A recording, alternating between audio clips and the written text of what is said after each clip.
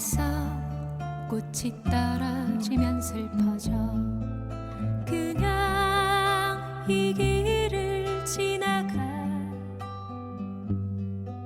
심한 바람 나는 두려워 떨고 있어 이렇게 부탁할게. 자, 시작하겠습니다. 성부와 성자와 성령의 이름으로 아멘. 사랑의 주님, 오늘도 우리를 말씀 잔치에 초대해 주시니 감사드립니다. 우리가 민수기를 통해서 이스라엘 백성들이 광야에서 하나님 경배의 방법을 배우고 실제로 실천하는 훈련을 하는 과정을 배우고 있습니다. 우리의 삶의 현장에서 항상 또 어려움에 처하는 광야를 만날 때에 광야에서 우리가 세상을 바라보지 말고 하늘을 바라보고 하나님께만 의탁하고 하나님을 경배하는 훈련을 쌓아나갈 수 있도록 우리의 영적 성장을 이루게 해 주시옵소서. 오늘도 민수기를 마치고 또 신명기를 향해서 우리가 나아가면서 우리의 말씀이 우리의 영적 두께를 두껍게 하는 좋은 촉진제가 되게 하여 주시옵소서. 저 시간입니다. 마치는 시간까지 주 성령께서 주관하여 주시옵시고 우리의 마음 활짝 열어주시어서 살아있고 능력 있는 주님의 말씀이 내 삶의 활력소가 되게 하여 주시옵소서. 이 모든 기도를 성모 성심을 통해서 우리 주 예수 그리스도의 이름으로 비나이다. 아멘. 성부와 성자와 성령의 이름으로 아멘. 예, 지난 시간에는 레위 지파 사람들이 아론의 그 사제직에 대해서 시기 질투하고 또 코라와 다탄의 그 반역 행위, 거기에 대한 하느님의 징벌에 관해서 봤고, 또 아론 대사제직에 대한 또 시기 질투에 대해서 하느님께서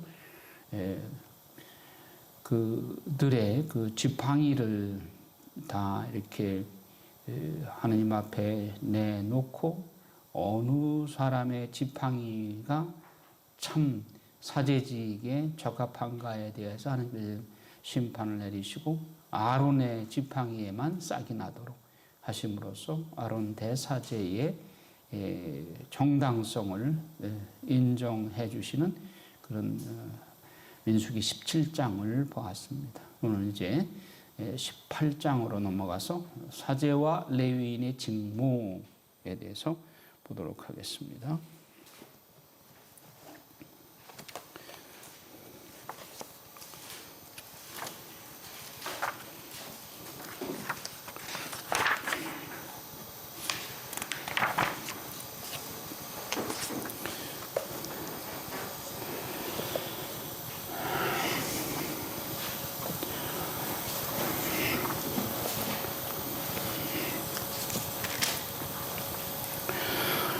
네, 18장에 보면 사제와 레위인의 직무에 대해서 대사제직은 아론의 혈통으로 계승이 되고 또 일반 사제직은 레위 지파의 사람들 중에서 사제로 이제 임명을 하게 됩니다. 그래서 18장 6절에 보면 이제 나는 이스라엘 자손들 가운데서 너희 형제 레위인들을 가려낸다. 그들은 만남의 천막 일을 하도록 너희에게 내린 선물이며 주님에게 바쳐진 이들이다. 너와 네 아들들은 제단과 휘장 안의 모든 일과 관련하여 사제직을 수행하고 그곳에서 일을 해야 한다. 나는 너희의 사제직을 선물로 준다. 자, 그런데 하느님께서 처음에 맏배를 당신의 소유로 이렇게 하셨는데 이제 레위 지파를 맏아들의 지위로 받아들이겠다 이렇게 약속을 하셨습니다. 그래서 레위 지파의 유산 상속분은 바로 당신 자신이다. 하느님 자신이다. 그렇게 말씀하시고 다른 11지파에서 11조를 바치게 되면 그 11조가 원래 하느님 것인데 이 하느님이 레위 지파의 몫이라고 말씀을 하시고 레위 지파에게 다른 11지파의 그 11조를 레위 지파한테 주었습니다. 그리고 레위 지파는 그 중에서도 또 11조를 하느님께 바치도록 그렇게 제도를 만드셔요. 그래서 18장 21절에 보면 레위인의 목 해서 레위의 자손들에게는 만남의 천막에서 그들이 하는 일의 값으로 이스라엘에서 나는 11조 전부를 재산으로 준다. 앞으로 이스라엘 자손들은 만남의 천막 가까이 오지 못한다. 그랬다가는 그 죄값을 지고 죽을 것이다. 만남의 천막 일은 레위인들만 하고 자기들의 잘못에 대해서는 스스로 책임을 진다. 이는 너희가 대대로 지켜야 할 규칙이다. 그들은 이스라엘 자손들 사이에서 상속재산을 받지 못한다. 이스라엘 자손들이 주님에게 들어올려 바치는 11조를 내가 레위인들에게 재산으로 주기 때문이다. 그래서 그들은 이스라엘 자손들 가운데에서 상속재산을 받지 못한다고 내가 말한 것이다. 그 다음에 이제 레위의 11조를 또 이제 바치죠. 11조에서 11조를 떼어 주님에게 들어올려 바치는 예물로 올려야 한다. 그것은 타작마당의 곡식과 술틀의 포도주처럼 너희가 들어올려 바치는 예물로 셈해질 것이다. 그래서 이 예물로 아론 사제에게 주어지게 대사제 아론 대사제에게 주어진다. 이제 레위인들의 11조는 아론 대사제의 후손들에게 이제 바치게 되는 것이죠. 그 다음에 19장에 보면 이제 정화의 물에 관해서 말씀하시고 20장에서 드디어 이제 모세의 누나 미리암이 죽습니다. 그리고 이제 20장에서 무리바의 물이 나오는데, 무리바에서 이스라엘 백성들이 목이 마르니까 또 불평을 해요. 군중들이 모세와 아론에게 이렇게 와서 불평을 털어놓는데, 우리 형제들이 주님 앞에서 죽을 때에 우리도 죽었더라면, 이런 말 함부로 하면 안 되는 거죠. 아무리 화가 나더라도 이렇게 말을 함부로 절제 없이 하면 안 되죠. 그러니까 우리 신자들의 입은 그 말이 씨가 돼요. 그래서 아무리 화가 나더라도 이런 말은 절제해야 되는 거죠. 그러니까 죽었더라면 좋겠다 그렇게 말을 하니까 하나님께서 그래? 그럼 너 소원대로 해주지. 그래서 이 1세대들이 불평하는 1세대들이 다 광야에서 다 죽잖아요. 모세와 아론은 공동체 앞을 떠나 만남의 천막 오기로 가서 얼굴을 땅에 떼고 엎드렸다. 자, 이렇게 되니까 모세와 아론한테 불평을 하는 그 불평은 또 하나님께 하는 것이니까 모세와 아론은 저들이 저렇게 불평하는 것이 어떤 재앙이 떨어질까를 너무 잘 알아요. 그러니까 너무너무 안타까워서 중재기도 하는 거예요. 그러니까 모세와 아론이 군중들을 향해서 마주 성내고 싸우는 게 아니라 그냥 엎드리는 거예요. 기도하는 거예요. 그러니까 이제 하나님께서 모세에게 이르십니다. 너는 지팡이를 집어들고 너희 형 아론과 함께 공동체를 불러 모아라. 그런 다음에 그들이 보는 앞에서 저 바위도로 물을 내라고 명령하여라. 이 말을 잘 알아들어야 됩니다. 바위에게 명령하라고 말을 했어요. 이번에는 전에 무리바와 마사에서는 바위를 치라고 그랬어요. 근데 여기서는 바위에게 명령하라고 그래요. 이렇게 너는 바위에서 물이 나오게 하여 공동체와 그들의 가축이 마시게 하여라. 그런데 모세가 지금은 영적으로 너무 지금 기진맥진해 있고 지쳐 있어요. 그러니까 이 말씀이 그렇게 정말 주의 깊게 들어야 되는데 옛날에 그냥 물이 바위 쳤으니까 이번에도 바위 치면 되겠지. 그리고 지금 화가 머리끝까지 났어요. 그래서 뭐라고 하는 10절에 보면 모세가 화가 나가지고 백성들한테 이 반항자들아 들어라. 우리가 이 바위에서 너희가 마실 물을 나오게 해주랴? 이래가지고 화가 나가지고 그들한테 이제 성질내는 그런 투정. 반항자들아. 그리고 우리가 물을 내주는 거 하느님이 내주는 것이 모세와 아론이 내주는 거 아니죠. 우리가 벌써 여기부터 지금 즉 흥분해서 이성을 잃었어요. 하느님께서 내주시는 건데 우리가 내줄까? 그리고는 화가 난 채로 바위를 2번 때려요. 바위를 2번 치자 많은 물이 터져 나왔다. 공동체와 그들이 가축이 물을 마셨다. 그런데 모세와 아론이 아무리 위대한 인물이라도, 하나님 부분 인물이라도 흥분하고 이렇게 성질을 내고 그러는 거는 하나님께서 그냥 안 지나가셔요.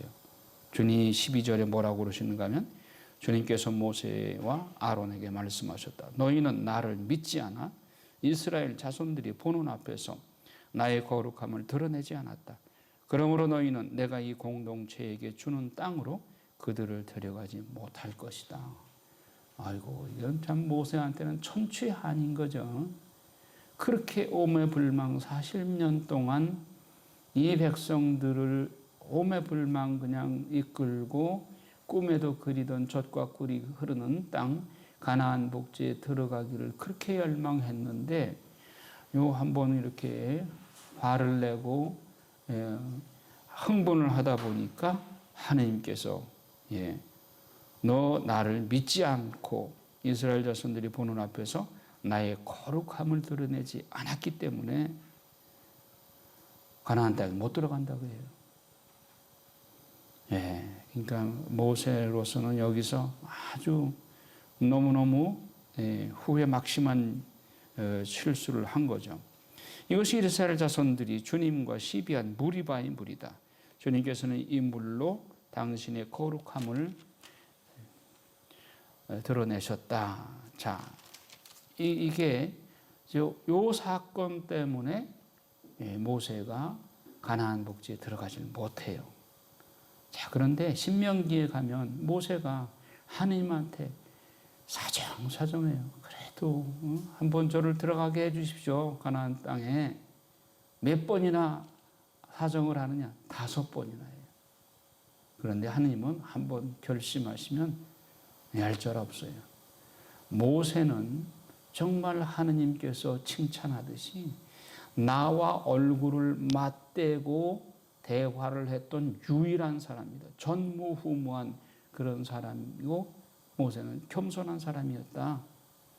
하지만 이 실수 때문에 모세는 가나안 복지에 못 들어갑니다.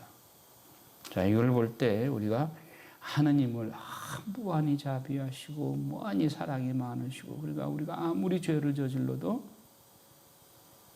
잘못했다고만 한마디 하면은 다 용서해 주신 분으로 그렇게 생각해서는 안 되는 거예요. 하느님은 당신의 기준이 있어요. 그 기준을 넘을 때는 아무리 모세 같은 위대한 인물도 용서가 없는 거예요. 이걸 생각할 때 우리는 하느님은 그래서 성령 7은 중에 두려움의 은혜가 있죠. 성령 7은 중에 이 두려움의 은혜는 하나님 만만하게 봐서는 안 된다는 거예요. 친구처럼 그렇게 만만하고 농담 상대 절대로 아닌 거예요. 하나님을 정말 두려우신 분인 거예요. 그분은 창조주이고 우리는 피조물이지 피조물이 아무리 창조주가 우리에게 사랑을 베푸신다고 해서 만만하게 생각해서는 안 되고 말도 함부로 해서는 안 되는 거죠. 이것을 우리가 모세의 경우에서도 우리가 살펴볼 수가 있어요. 그래서 모세가 이런 혈기 부린 거, 바위를 내리친 거, 바위에게 명령하라고 그랬지, 바위를 때리라고 한 거예요. 바위를 때릴 때 모세의 마음이 뭐예요? 이 백성들한테 그냥 화풀이한 거예요. 그러니까 절대로 우리가 혈기 부려서는 안 되는 거죠. 아무리 하나님의 일을 한다 하더라도 절대로 혈기 부려서는 안 된다 하는 걸 여기서 배울 수가 있죠. 자, 그 다음에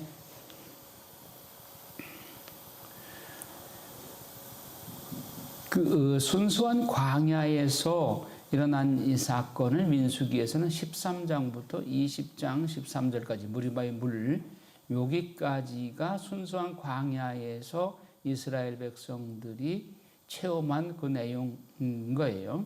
근데 22장에서 24장은 일종의 삽입장이에요. 이 삽입장은 뭐냐? 모압 왕인 발락이 이스라엘 백성들을 저주해달라고 국가무당 발람을 초청해가지고 저주해달라고 그 복채를 줘가면서 부탁을 해서 애걸복걸 하면서 쫓아다니면서 발람이 저주해 주기를 바랐는데 하나님의 말씀을 전하다 보니까 축복한 사건이 되어버렸어요. 4번이나 발람이 이스라엘 백성들을 축복해 주는 사건이 22장에서 24장까지 나옵니다. 이건 삽입장이에요. 자, 그 사이에, 그 22장에서 24장, 그 삽입장, 그 장면과 동시 화면으로 뭘 봐야 되느냐면, 모세가 이제 120살이 돼서 하나님께 갈 때가 돼서 제2세대들에게 신명기를 선포하는 장면이 동시 화면으로 이렇게 진행이 되는 거예요. 그러니까 모압 왕 발락이 발람을 초청해 가지고 이스라엘 백성들을 저주하라고 했는데, 한쪽에서는 모압 평지에서 모세가 이스라엘 백성들 제2세대들에게 신명기를 선포하는 두 가지 장면이 동시 화면으로 이게 등장이 되는 거예요. 자, 그런데 자, 20장 무리바의 물 다음에 무슨 사건이 있냐면, 이제 이스라엘 백성들이 지도를 한번 보고 에돔을 거쳐서 모압으로 그리고 아모리로 이렇게 올라가는 과정이 이제 나올 거예요. 이제 지도를 한번 봤으면 좋겠는데 어떻게 나오나?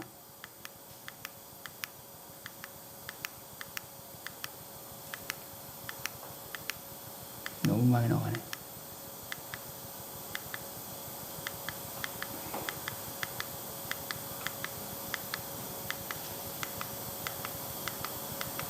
아이고.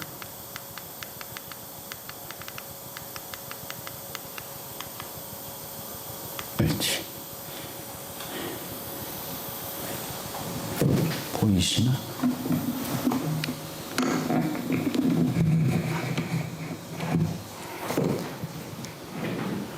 보이시죠?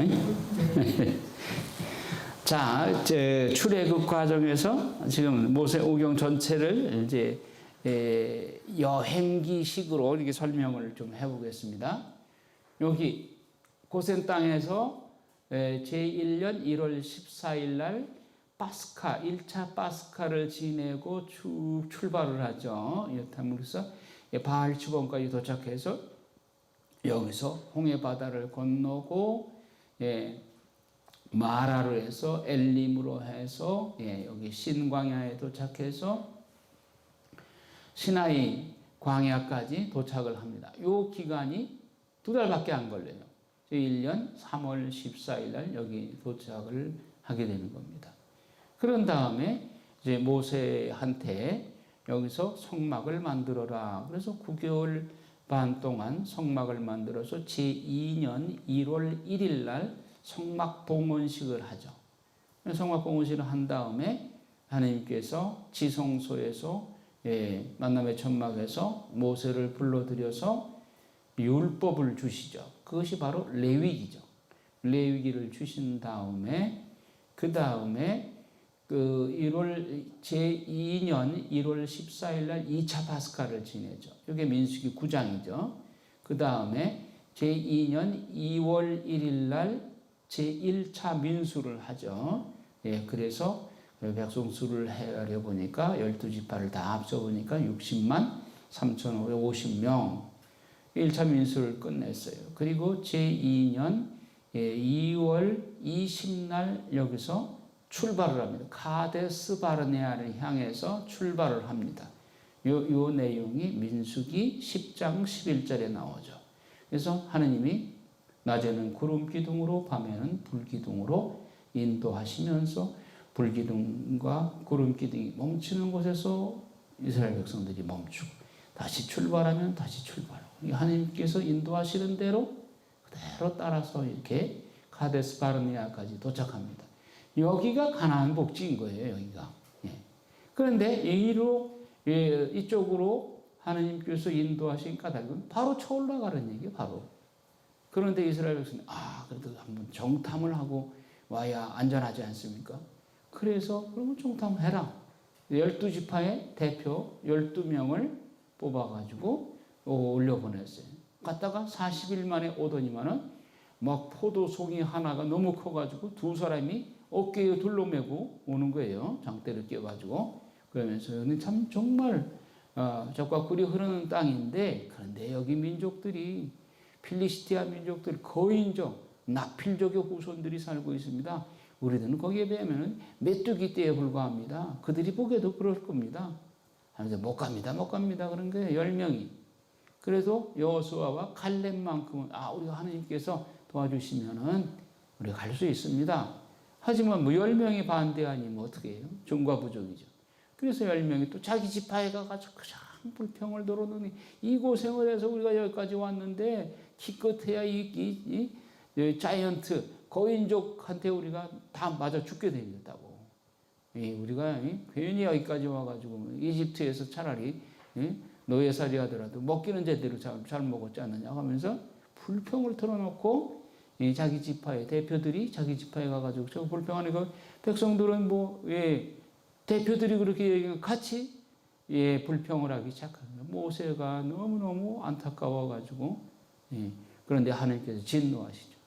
그러면서 아까 봤듯이 차라리 여기서 죽었으면 좋겠습니다. 그렇게 불평하죠. 그러니까 그래 그럼 너희 소원대로 해줄게. 그래서 1세대는 다 여기서 뱅글뱅글 돌면서 38년 동안 뱅글뱅글 돌다가 여기서 다 죽어요. 1세대는. 그리고 이제 2세대를 데리고 자 여기 못 올라간다니까 어떻게 빙 도는 거죠. 이렇게 돌아가지고 여기가 요르단강인데 요르단강을 건너서 이렇게 우회하는 거예요. 바로 쳐올라가라고 하나님께서 인도하셨는데 못 올라간다고 그러니까 이렇게 삥 돌아가지고 이렇게 가는 거예요. 그런데 이리 내려와가지고 여기가 킹즈웨이 왕의 큰 길, 이게 경부고속도로 같은 게 도로가 나와 있는 거예요. 이로 바로 올라가면 아주 쉬운 거예요. 그래서 올라가려고 하면 여기 에돔이 있어. 에돔은 누구의 후손이? 에사오의 후손이죠. 야곱의 형 에사오의 후손이죠. 그 형 족속들인 에돔족한테 가가지고 우리 여기 지나가게만 해다오. 너희 우물물도 내가 공짜로 안 마시겠다. 너 해치지 않을 테니까 그냥 지나가게만 해달라고. 에돔이 보니까는 이거 38년 동안 헤맸으니까 세수나 제대로 했겠어요. 옷이나 깨끗했겠어요. 그러니까 깨지지. 한 60만이나 되니까 장정만. 그러니까 못 간다 해가지고 결국은 에돔에서 여기 해가지고 이렇게 빙 돌아요. 그리고 이제 여기 모압에 가가지고 모압 왕한테 우리 좀 지나가기만 제발 지나가기만 해달라고 그랬더니 모압 왕도 역시 거절해. 하나님께서는 에돔하고도 부딪히지 말고 모압하고도 부딪히지 말고 너희들은 겸손하게 이제 마지막 전쟁을 할 때가 온다. 지금 힘쏟지 말고 그냥 겸손하게 돌아라. 그래서 에돔을 그리고 모압을 피해서 이렇게 빙 돌아요. 근데 여기 암몬족, 아모리족이 있는데 여기는 별 수 없이 부딪혀야만 요르단강을 건너서 가나안 복지 들어갈 수 있는 거예요. 그러니까 요르단강을 건너려니까 아모리족하고 부딪히지 않을 수가 없는 거예요. 그때 하나님께서 그래 내가 너희 편이 돼. 이들을 아모리족을 너희 손에 붙인다. 모세 내 손에 붙인다. 그러니 맞서 싸워라. 그래서 걷더니 싸우이게 모세가 싸웠어요? 하나님께서 싸워주셨지. 자, 그래서 이 암몬족이 사실은 모압보다 훨씬 강한 민족이에요. 암몬이 모압을 쳐서 이만큼 땅을 뺏었어요. 그러니까 모압이 이스라엘을 우습게 봤는데 우리보다 강한 암몬을 쳐 이겼으니까 이 민족이 우리를 또 쳐나오겠구나. 겁이 나니까 모압 왕 발람 국가무당을 초명을 해가지고 그 영하다는 박수 무당을 초청을 해가지고 저 이스라엘 저주 좀 해주십시오. 그래야 우리가 이길 수 있을 때 됐느냐고. 그래서 초대를 해가지고 이제 22장부터 24장까지 그 얘기예요. 이게 저주해달라고 했는데 하나님께서 발람, 요놈, 너는 내가 시키는 말만 해. 해가지고 이제 그 발람이 저주하려고 입을 열면 하나님께서 축복하는 말이 막 쏟아져 나오는 거야. 그래서 4번 다 이스라엘 백성들을 부러워하고 축복해주는 기도가 나오니까 모압 왕 발락이 막 화가 난 거야. 이 뚜껑이 열렸어. 그래가지고 발람한테 내가 그렇게 복채를 주고 저주하라 그러는데 축복의 기도만 해. 제발 축복의 기도만이라도 하지 말라고. 그런데 끝까지 축복을 해줘요. 그래서 아이 가라고. 그래가지고 이제 돌려보내니까 내가 가기 전에 마지막 한마디만 더 할게. 메시아 예언까지 해요. 발람이. 예, 그러고 그런 사이에 모압 평야에서 모세가 이 세대들에게 당신이 죽기 전에 120살에 죽기 전에 신명기를 선포하는 거예요. 신명기를. 거기 이제 동시화면으로 이렇게 된 다음에 모세를 느보산에 올라오라고 해서 하느님께서 야 이제는 너는 여기까지야. 내 후계자 여호수아에게 손을 얹어 안수하고 그가 이 백성을 바톤 터치해서 가나안 복지로 인도하고 땅 분배하는 거는 여호수아가 할 거야. 그래 너는 여기까지다. 그래서 느보산에서 하나님께 이제 영원히 모세가 목숨을 이제 하나님이 거두어 가시죠. 이게 신명기 34장 마지막 장에서 느보산에서 모세의 죽는 광경이 나오죠. 자, 이렇게 해서 민수기는 시나이산에서 출애굽기와 바톤 터치를 해서 여기서부터 민수기가 시작이 되고 이렇게 해서 여기까지 올라옵니다. 그리고 여기에서 모압 평지에서 신명기가 선포되니까 신명기는 장소 이동 없이 그냥 같은 자리에서 강의한 거예요. 설교한 거예요. 이게 바로 듀테로노미 신명기인 거예요. 그 다음에 여호수아기가 모세가 죽은 다음에 바톤 터치에서 여호수아기에서 여호수아가 이스라엘 백성들을 이끌고 이 가나안 복지에 들어가서 여기서 가나안 땅 12지파에게 분배하는 내용이 여호수아기인 거예요. 자, 이렇게 지도로 아웃라인을 설명해 드리고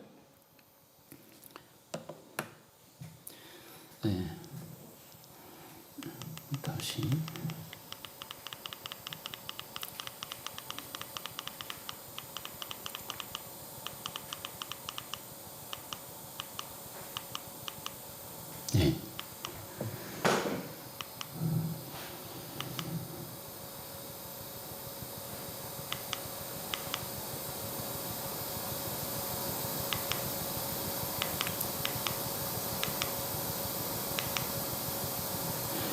자, 에돔왕과 임금의 큰 길, 아까 말씀드렸듯이, 그, 킹스웨이 왕의 큰 길을 타기 위해서 에돔왕한테 청했더니 에돔왕이 거절했어요. 그래서 빙 돌게 되는 거죠. 그런데 거기 보면은 20장 22절에서 아론의 죽음 나오죠. 이제 호르산에 모세와 아론이 올라갔을 때 하나님께서 이렇게 말씀하십니다. 이제 아론은 선조들 곁으로 간다. 너희가 무리바의 셈에서 나의 분부를 거역하였으므로 아론은 내가 이스라엘 자손들에게 준 땅으로 들어가지 못한다. 너는 아론과 그의 아들 엘라자르를 데리고 호르산으로 올라가서 아론의 옷을 벗겨 그의 아들 엘라자르에게 입혀라. 아론은 선조들 곁으로 간다. 그는 거기에서 죽을 것이다. 자, 이 호르산에서 아론이 모세가 아론의 옷을 벗겨서 그 아들 엘라자르에게 입혀요. 그러니까 아론이 바로 그 산꼭대기에서 죽어요. 그러니까 이 호르산은 아론의 장례식장이고 엘라자르의 임직식이에요. 자, 멋있죠? 아버지가 죽을 때까지 일하다가 장례식장이 바로 아들의 새로운 임직식이 되는 거예요. 그래서 아론이 숨진 것을 온 공동체가 알게 되고 이스라엘 온 집안은 아론의 죽음을 슬퍼하며 30일 동안 곡을 하였다. 그 다음에 이제 호르마를 점령합니다. 이스라엘 백성들이. 그런데 또 이제 호르산을 떠나서 갈대 바다로 가는 길에 들어섰는데 또 이제 불평을 하는 거예요. 백성들이 마음이 조급해졌다. 그래서 백성들은 하느님과 모세에게 불평하였다. 당신들은 어쩌자고 우리를 이집트에서 올라오게 하여 이 광야에서 죽게 하시오? 양식도 없고 물도 없어. 이 보잘것없는 양식은 이제 진저리가 나오. 그러자 주님께서 백성에게 불뱀을 보내세요. 불뱀에 물린 사람들은 다 죽었어요. 자, 그러니까 백성들이 또 이 고난이 닥치니까 어떻게 해요? 모세한테 와가지고 잘못했다고 또 간청을 하는 거예요. 우리가 주님과 당신께 불평을 하여 죄를 지었습니다. 이 뱀을 우리에게서 치워주시도록 주님께 기도해 주십시오. 그래서 모세가 기도를 하니까 주님께서 모세에게 야, 너는 불뱀을 만들어 기둥 위에 달아놓아라. 물린 자는 누구든지 그것을 보면 살게 될 것이다. 이게 소위 광야의 구리뱀이죠. 성지순례 가면 그 모습을 형상으로 만들어 놨죠. 모세는 구리뱀을 만들어 그것을 기둥 위에 달아놓았다. 뱀이 사람을 물었을 때 그 사람이 구리뱀을 쳐다보면 살아났다. 이 광야의 구리뱀, 요한복음 3장에 나오죠. 예, 사람의 아들이 광야의 구리뱀으로 달려야 된다 하는 말씀, 니고데모와의 대화에서 말씀하죠. 예. 결국은 이 광야의 구리뱀이 누구예요? 예수 그리스도예요. 예, 십자가에 달리신 예수 그리스도를 말하는 것이죠.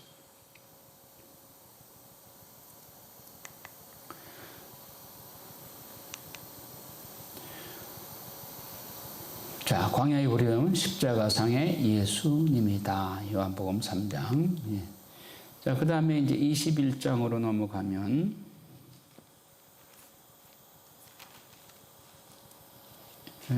21장의 그 10절 호르산에서 모압까지. 자, 모압 땅 통과를 이제 요청을 하는데 이스라엘이 모압 왕이 거절하죠. 그러니까 하나님께서 야, 싸우지 마라. 싸우지 말고 돌아가라. 이때는 침묵할 때요, 썩을 때요, 수치당할 때요. 연단과 시련의 시기인 거예요. 예. 그래서 그 다음에 모압을 거쳐서 또 아모리족과 이제 맞부딪히게 되죠. 아모리 땅을 지나가야 한다. 다른 길이 없으므로 정면 충돌하라고 하나님이 명령하신다. 내가 아모리를 내 손에 붙인다. 예, 모세에게. 그래서 아모리가 에돔, 모압보다 강국인데 아모리를 저 이기니까 이제 모압 왕이 이제 야단난 거죠. 아모리 임금 시혼과 바산 임금 옥을 쳐부숴요. 예.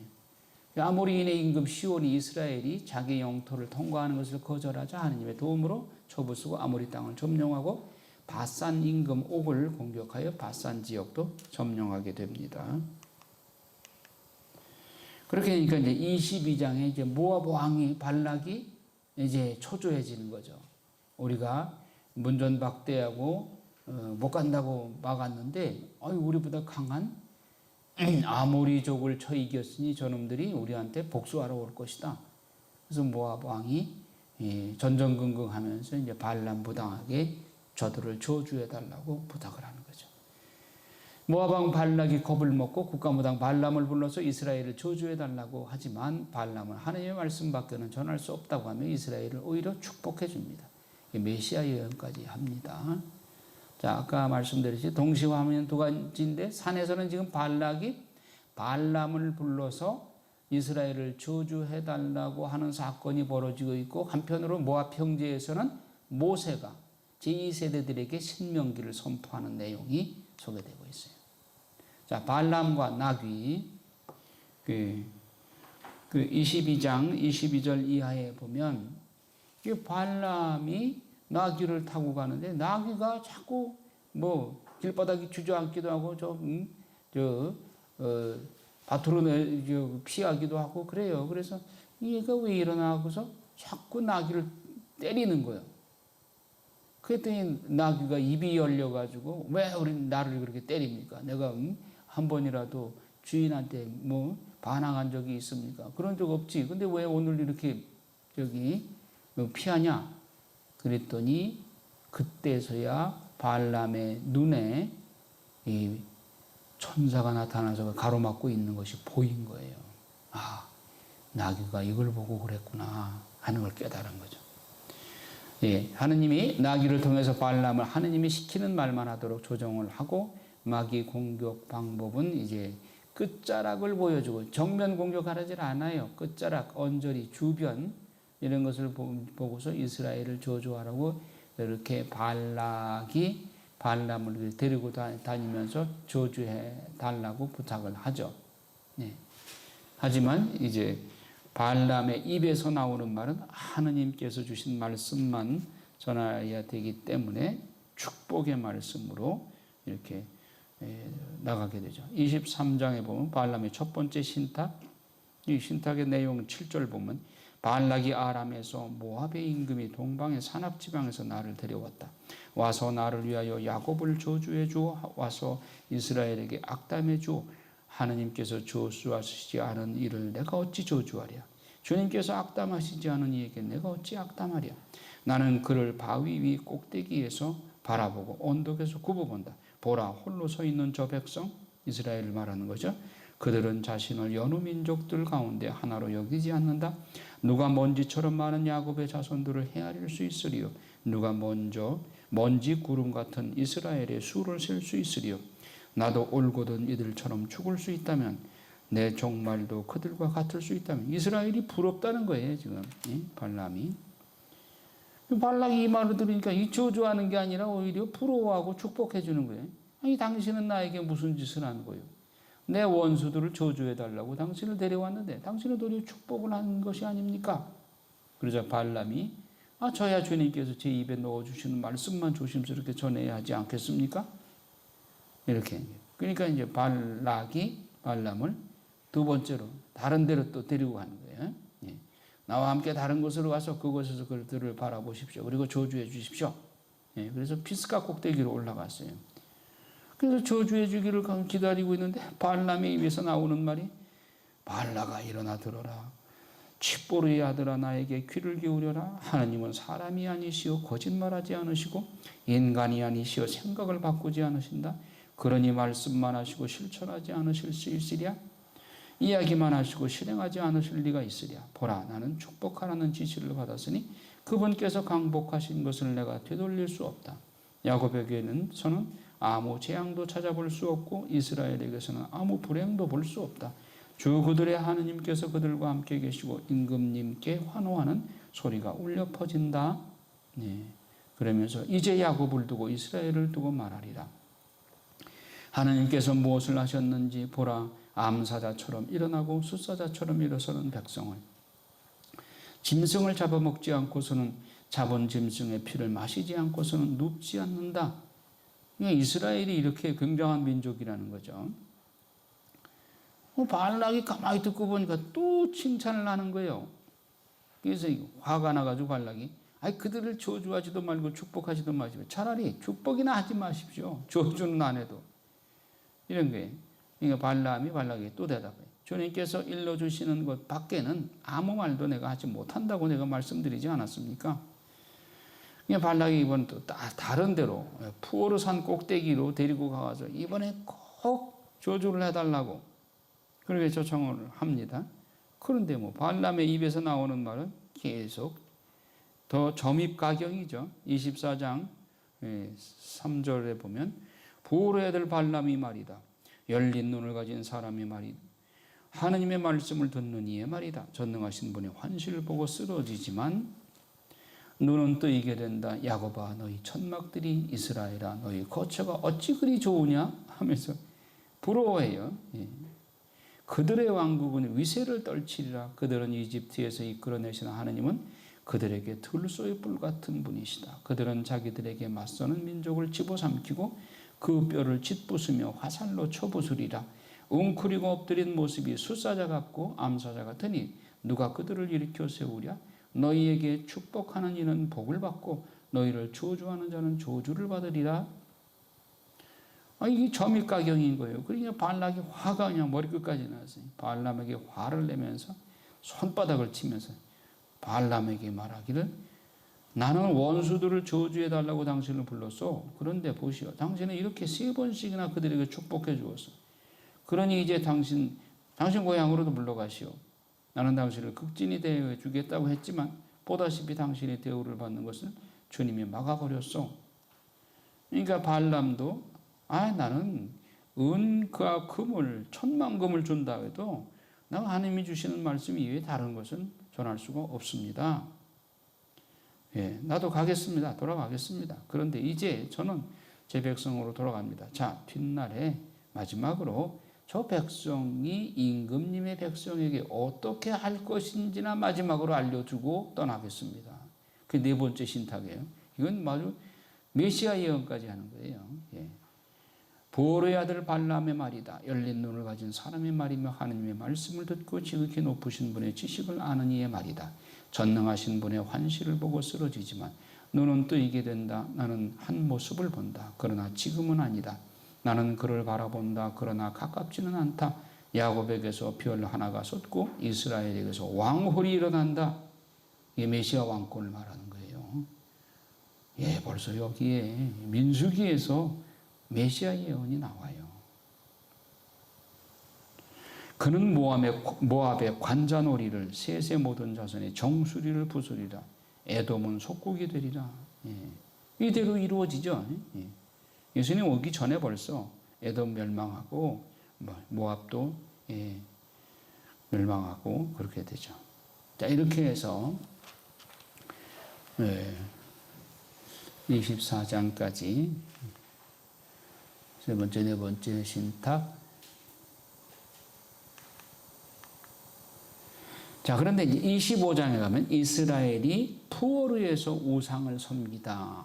이건 굉장히 상징적인 의미를 지닙니다.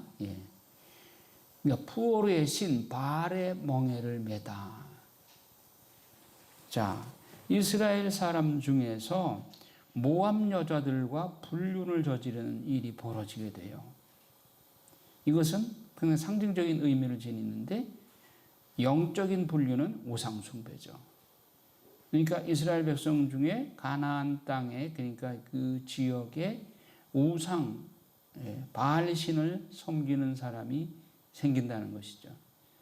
그래서 이 영적인 간음 상태, 이스라엘 남자와 모압 여자 간의 불륜, 이것을 하나님께서는 굉장히 크게 상징적으로 의미를 두고 아주 진노하시는 거예요. 7절에 보면, 25장 7절에 보면 미디안 여자 하나를 자기 형제들에게 데려왔다. 아론 사제의 손자이며 엘라자리의 아들인 피느하스가 그것을 보고 공동체 가운데서 일어나 손에 창을 들고 그 이스라엘 사람을 뒤쫓아 천막 안으로 들어가 이스라엘 사람과 그 여자, 즉 모압 여자 둘의 배를 찔러 죽였다. 그러자 이스라엘 자손들 가운데에서 재난이 그쳤다. 그 재난으로 죽은 이들은 24,000명이었다. 그러니까 이렇게 이 영적인 간음, 이스라엘 백성과 모압 여자 간의 이방 민족 간의 이 간음 사건으로 인해서 하나님의 재난이 24,000명이 죽는 재난이 벌어지게 된 거예요. 주님께서 모세에게 이르셨다. 아론 사제의 손자이며 엘라자리의 아들인 피느하스가 이스라엘 자손들 가운데서 나를 위하여 열성을 다해 나의 분노를 그들에게서 물러가게 하였다. 그래서 내가 질투로 이스라엘 자손들을 없애버리지 않았다. 그러므로 너는 이렇게 말하여라. 보라, 나는 그와 평화의 계약을 맺는다. 그것은 그와 그의 뒤를 잇는 후손들에게 영원한 사제직의 계약이 될 것이다.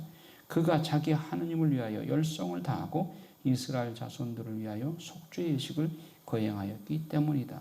자, 피느하스가 이 간음 현장에서 남자와 여자를 한 창으로 배를 찔러서 죽인 사건, 이건 윤리적으로 세상적으로 보면 잔인한 살인행위죠.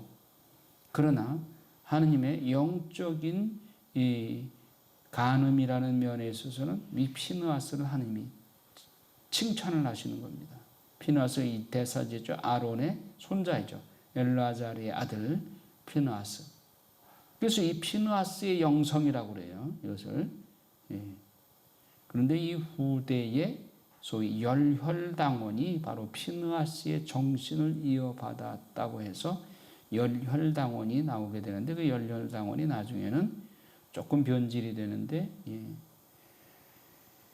그 시카리파는 칼을 품에 품고 다녔고 로마의 지배를 받을 때 로마의 지배 민족들을 이 칼로 폭력을 휘두르고 했어요. 이거는 이제 좀 빗나간 것이죠. 그래서 예수님께서는 그 중에 하나가 시카리파의 한 사람이 시몬이죠. 시몬. 12제자 중에 하나. 열혈당원 시몬. 그러나 그가 예수님을 알고 나서 이런 폭력적인 방법을 포기하고 예수님의 십자가 정신으로 거듭나게 되죠. 어쨌든 이 피느하스의 영성은 후에 마카베오 상권에서도 언급이 됩니다. 그거 조금 잠깐 보고 갈까요? 마카베오 상권.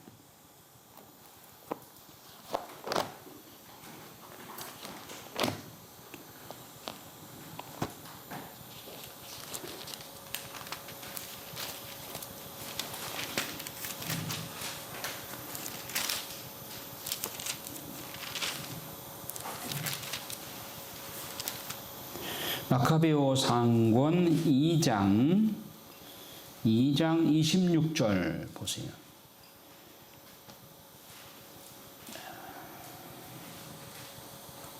그 보면 이제 마따디아스의 아들 중에 유다가 이 성전을 그 헬라 민족이 안티오코스 4세가 예루살렘 성전을 와서 그렇게 더럽히고 그 유다의 종교를 박해하고 그랬을 때 그 23절부터 읽어보면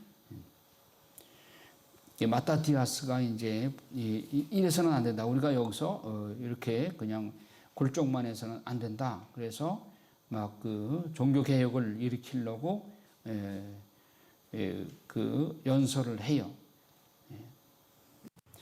그가 이 말을 마쳤을 때, 마타디아스가 그 말을 했을 때 어떤 유다 남자가 나오더니 모든 이가 보는 앞에서 왕명에 따라, 즉 이 안티오코스 4세 왕명에 따라서 박해하는 왕명에 따라서 모대인 제단 위에서 희생 제물을 바치려고 했다. 모대인 제단에서 우상에게 바치는 더러운 제물을 바치려고 그러는 거예요. 그것을 본 마따디아스는 열정에 타올라서 심장이 떨리고 의분이 치밀어 올랐다. 그는 달려가 제단 위에서 그 자를 쳐 죽였다. 그때에 그는 제물을 바치라고 강요하는 임금의 신하도 죽이고 제단도 헐어버렸다. 이렇게 그는 전에 피느하스가 살루의 아들 지무리에게 한 것처럼 율법에 대한 열정을 드러냈다. 여기서 피느하스가 언급되죠. 이 피느하스의 영성, 즉 영적인 간음 상태를 그냥 보아 넘길 수 없는 거예요. 그때는 정말 폭력도 쓸 수 있다. 그걸 정당화한 것이죠. 이렇게 해서 이제 마타디아스가 피느하스의 영성으로 그 자를 성전을 모독하는 그 자를 처단을 한 거죠. 이렇게 피느하스의 영성은 이렇게 그 나라를 빼앗긴 후에 다시금 그 성전을 정화하기 위한 그런 그 용기 있는 그런 종교 개혁자들에서 그 영성이 그대로 살아난 거죠. 자, 그다음에 26장에 보면 2차 민수가 나옵니다. 자, 아까 1차 민수 때 60만 3,550명이었는데 2차 민수를 해보니까 몇 명이에요? 60만 1,730명. 인구가 감소했어요. 그때는 산하 제한도 없고 인구가 감소할 리가 만무하거든요. 근데 왜 감소했을까요? 1세대가 다 죽었기 때문에. 1세대가 다 죽고 지금 2세대만 남아있는 거예요. 여호수아 갈렙 빼고.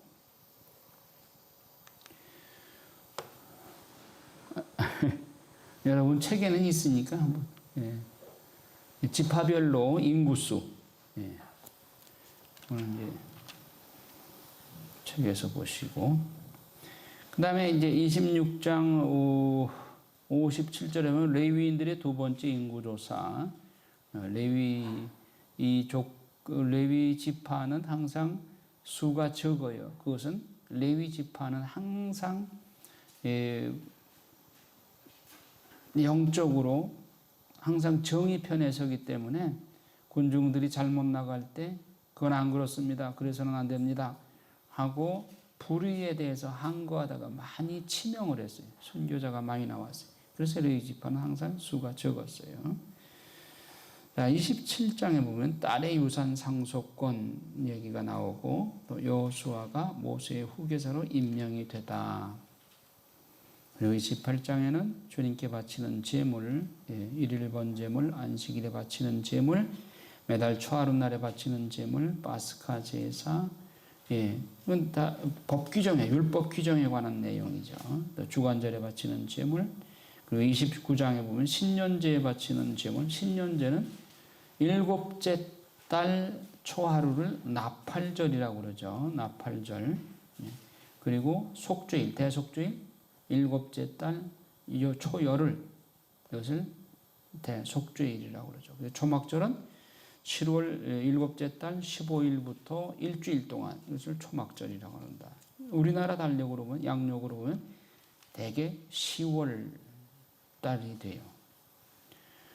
자, 30장에 이제 여자의 맹세, 31장으로 나가서 이제 미디안 전쟁이 나오는데,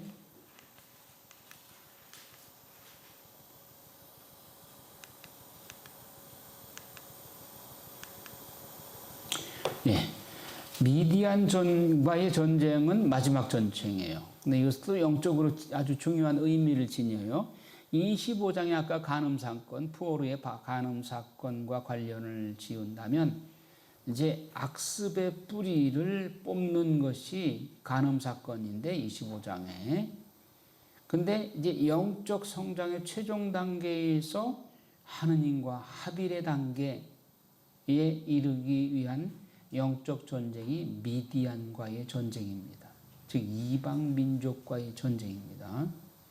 가나안 입성하기 위해서 마지막으로 이방 민족과 전쟁을 하는 것인데, 이 미디안 전쟁이.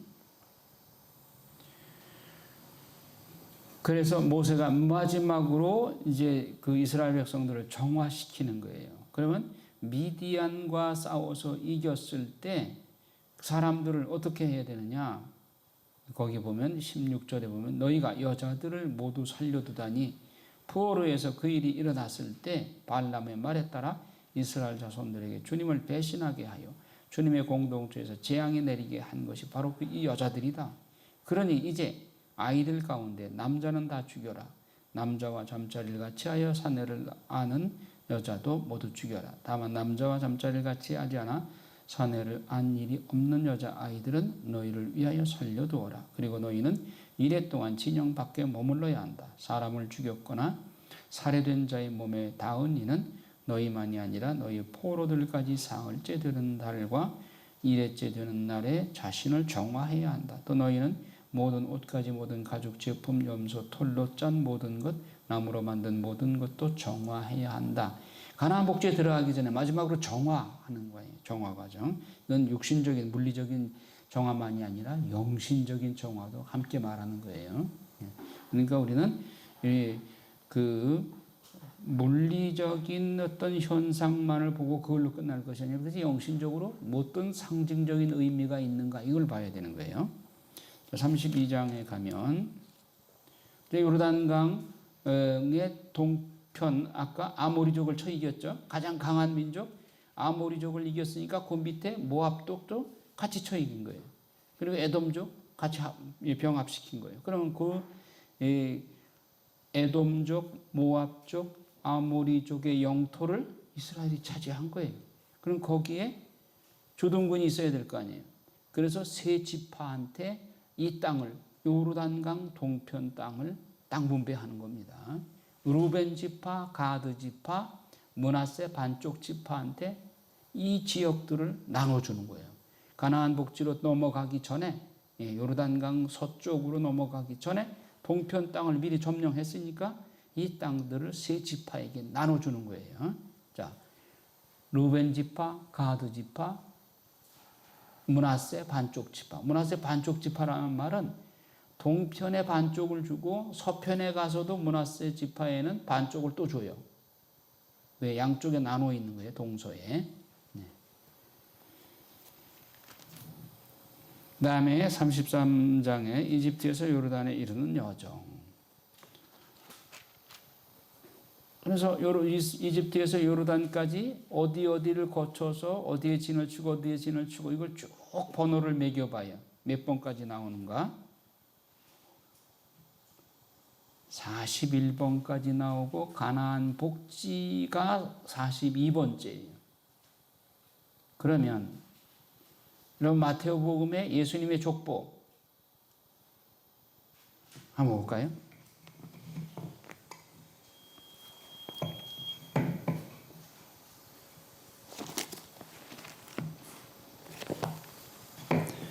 예수님의 족보 보면 이제 1장 17절에 그래야 이 모든 세대의 수는 아브라함부터 다윗까지가 14대, 다윗부터 바빌론 유배까지가 14대, 바빌론 유배부터 그리스도까지가 14대. 다 합치면 몇 대예요? 14, 42대. 예수님이 42대죠. 그러면 이스라엘 백성들이 이집트에서 가나안까지 어디에서 머물고 어디서 머물고 하다 보니까 가나안 복지 마지막 번째가 42번째. 이게 우연의 일치인가? 42번째 정착한 곳이 가나안 땅이다. 예수님이 아브라함부터 예수님 때까지가 42대다. 예, 묵상 재료이죠. 자, 그 다음에 가나안 땅을 정복하라고 지시하시다. 가나안 땅에 들어가면 뭘 어떻게 조심하라고 했죠. 주님께서 예리고 앞 요르단 강가의 모압 벌판에서 모세에게 이르셨다. 너는 이스라엘 자손들에게 일러라. 그들에게 이렇게 말하리라. 너희가 요르단을 건너 가나안 땅으로 들어가면 그 땅의 주민들을 너희 앞에서 모조리 쫓아내고 돌에 새긴 그들의 우상들과 주조 신상들을 없애고 그들의 산당들도 모조리 헐어버려야 한다. 너희는 그 땅을 차지하고 거기에 살아라. 내가 너희에게 그 땅을 차지하라고 주었다. 너희는 시족별로 제비를 뽑아 재산을 받아라. 큰 시족에게는 상속 재산을 많이 주고 작은 시족에게는 상속 재산을 적게 주어라. 제비를 뽑아 나오는 대로 저마다 이것으로 삼아라. 조상 대대로 내려온 지파에 따라 재산을 받아라. 너희가 그 땅의 주민들을 너희 앞에서 쫓아내지 않으면 너희가 남겨놓은 자들이 너희 눈에 가시가 되고 너희 옆구리에 바늘이 되어 너희가 살아갈 그 땅에서 너희를 괴롭힐 것이다. 야, 모조리 없애라. 모조리 헐어버려라. 왜 그랬느냐? 남겨놓으면 불씨가 되고 가시가 되어서 옆구리를 찌르는 바늘이 되리라. 그런데 이 교훈을 안 지켰어요. 그러면 결국은 가시가 되고 바늘이 돼서 끝까지 이스라엘을 괴롭히고 결국은 우상숭배에 떨어져서 북이스라엘 남유다가 다 망해요. 이 바이러스가 이 코로나 바이러스는 아무것도 아니에요. 그러니까 이 우상숭배의 바이러스가 북이스라엘을 망치고 남유다를 망친 거예요. 그러니까 북이스라엘의 아합 왕의 왕비가 이세벨이잖아요. 이세벨이 바로 바알 우상의 본산지, 그 친정 아버지가 엣바알이요. 이름부터가 엣바알이요. 무당이야, 무당. 거기서 딸이 시집을 왔어. 아합 왕한테, 북이스라엘 왕한테. 와가지고 올 때요. 바알 우상 예언자 450명, 아세라 우상 예언자 400명, 850명을 끌고 와요. 그래서 왕궁에서 정식으로 봉급 줘가면서 키워요. 그리고 모든 문제를 하느님한테 묻는 게 아니라 바알 우상 예언자들한테 물어요. 그렇게 바알 우상 예언자들의 말에 따라서 좌지우지해요. 그리고 그것도 모자라가지고 그 딸, 아달랴라는 딸을 남유다 왕한테 또 시집을 보내요. 여호사밧이라는 왕이 너무 사람이 좋아. 그래가지고 우리가 형제간인데 북이스라엘 남유다가 뭐 형제간이죠. 형제가 아닌데 네가 내가 딸일 필요 있습니까? 그 딸 주십시오. 우리 이제 며느리로 삼겠습니다. 그 여호람 왕의 왕비로 들어와요. 아달랴가 그냥 오나요? 바알 우상 가지고 들어오죠. 바이러스를 가지고 들어온다고요. 남유다에 바알 우상 바이러스를 퍼뜨려 가지고 결국은 남유다도 망하잖아요. 북이스라엘이 130년 먼저 망하고 130년 후에 남유다가 587년에 바빌론한테 망하잖아요. 북이스라엘은 아시리아한테 미리 망하고. 이게 바알 우상. 이거 모조리 없어야 되는데 남겨놓은 찌꺼기를 남겨놓으니까 그 불씨가 결국은 망국의 불씨가 된 것이죠. 이 유언의 말씀을 안 받아들인 거예요. 이스라엘이. 34장에 가나안 땅의 경계에 나옵니다. 아이고 시간이 많이 지났죠.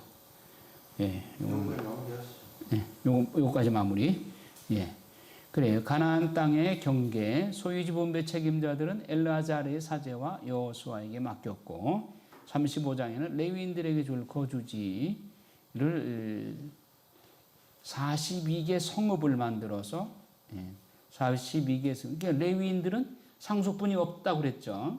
그러니까 11지파의 11조를 받아서 레위인들에게 주었고 레위인들은 사제 직무를 수행해야 되기 때문에 농사짓고 그럴 틈이 없죠. 그러니까 농사짓고 땅 경배하고 하는 거는 경작하고 하는 거는 11지파가 하고 그 11지파에서 11조를 얻어서 레위인들 식량을 대라 그거예요. 그래서 레위인들은 그냥 단지 거주지만 그러니까 요새 말로 말하면 사제관이죠. 그 본당 관할 구역 내에 사제관을 지어줘서 레위인들이 머물 수 있는 그런 성읍을 42개 성읍을 만들어 놓은 거예요. 그 중에서도 동쪽에 3개, 서쪽에 3개 도피 성읍을 만들어요. 도피 성읍은 뭐냐? 실수로 살인을 했는데 그 당시에는 눈에는 눈, 이에는 이잖아요. 그러니까 살인을 했으면 피해자가 그 사람을 죽여도 되는 거예요. 그런데 실수로 죽였다. 만약에 도끼질을 하다가 도끼 자루에서 그 날이 빠져나가가지고 그게 다른 사람한테 맞아가지고 죽었다. 이게 고의는 아니잖아요. 이랬을 경우에 그냥 놔두면은 피해자의 가족들한테 맞아 죽죠. 그러니까 이 사람은 도피성읍으로 피하면 그 사람은 살려줘요. 이것이 도피성읍이에요. 동쪽에 3개, 서쪽에 3개의 도피성읍을 만들어 줬어요. 35장에 보면 레위인들의 거주지 48성읍이 있었고, 여자 상속인의 혼인 36장 자기 조상의 지파에 시집을 가야 하고 왜냐하면 자기 지파의 그 계승 이게 중요하거든요. 이스라엘은 그렇기 때문에 남자가 없고 여자만 있다. 그럼 여자도 상속을 해서 그 혈통을 이어가야 된다 그거예요. 그래서 자기 조상의 지파에 시집가야 하므로 상속재산은 다른 지파로 넘어가서는 안 된다. 여기까지 마치겠습니다.